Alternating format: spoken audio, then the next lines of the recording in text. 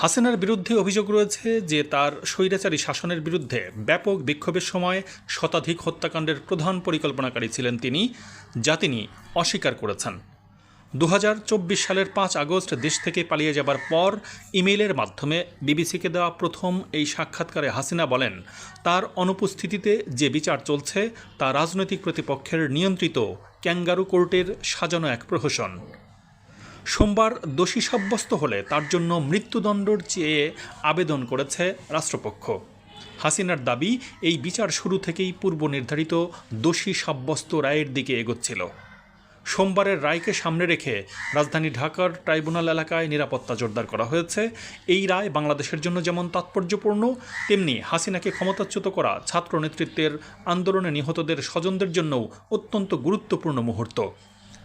জাতিসংঘের মানবাধিকার তদন্তকারীরা বলছেন, ক্ষমতা ধরে রাখার ব্যর্থ প্রচেষ্টায় হাসিনা ও তার সরকারের পরিকল্পিত ও প্রাণঘাতী সহিংসতায় 1400 জন পর্যন্ত মানুষ নিহত হন। ভারত থেকে দেশে ফিরে বিচার প্রক্রিয়ায় অংশ নিতে অস্বীকৃতি জানিয়েছেন ক্ষমতাচ্যুত এই প্রধানমন্ত্রী।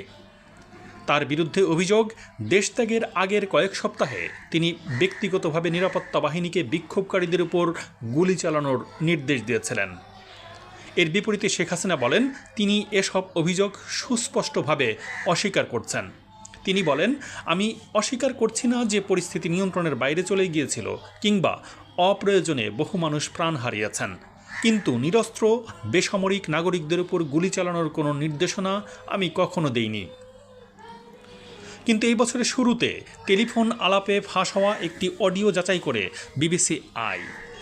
বিবিসি আই অডিও যাচাই করে, এবং যেখানে শেখ হাসিনা 2024 সালের জুলাইয়ে প্রাণঘাতী অস্ত্র ব্যবহারের অনুমোদন দেবার ইঙ্গিত দিয়েছেন। ওই অডিওতে তার সেই ইঙ্গিত পাওয়া যায়। আদালতে সেই অডিওটি বাজানো হয়েছে।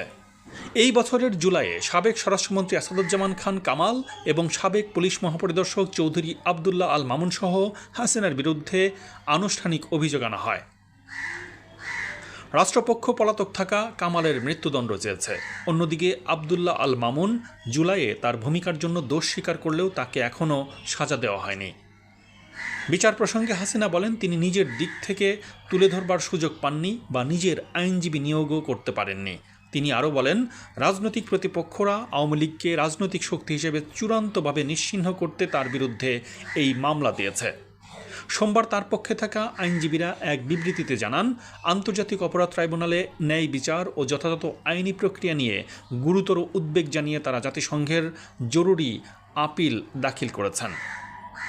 আগামী ফেব্রুয়ারির সাধারণ নির্বাচনে অংশ নেবার ক্ষেত্রে আওয়ামী লীগের উপর আগে থেকেই নিষেধাজ্ঞা দেওয়া হয়েছে।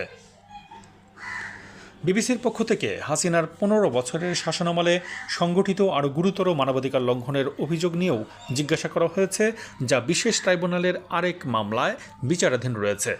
সেই মামলাতেও মানবতাবিরোধী অপরাধের অভিযোগ অস্বীকার করেছেন হাসিনাকে ক্ষমতাচ্যুত করবার পর থেকে বাংলাদেশে বেশ কয়েকটি গোপন কারাগারের খোঁজ পাওয়া যায়, যেখানে বহু বছর ধরে কোনো আইনি প্রক্রিয়া ছাড়াই বন্দীদের আটক রাখা হয়েছিল।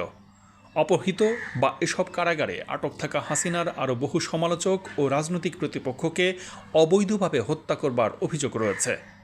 এর দায় কার উপর বর্তায় জিজ্ঞেস করা হলে হাসিনা জানান, তিনি এসব সম্পর্কে জানতেন না।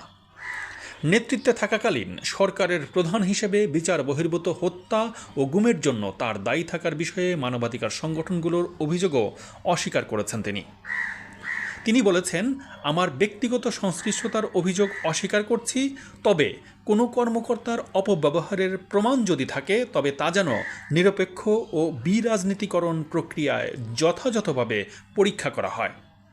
হাসিনা আর তার সাবেক সরকারের আরও জ্যেষ্ঠ সদস্যদের বিরুদ্ধে দুর্নীতির অভিযোগে পৃথক আদালতে বিচার চলমান, যা তারা বরাবরের মতোই অস্বীকার করছেন। এখন দেখা যাক সময় আসলে কি বলে।